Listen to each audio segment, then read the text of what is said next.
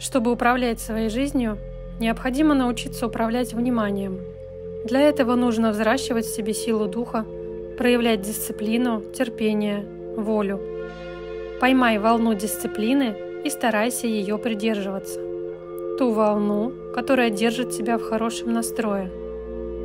Силы начнут появляться от действий, постепенно раскачиваются энергии, и ты с каждым днем становишься энергичнее, мощнее, а значит сможешь проявлять другие масштабы.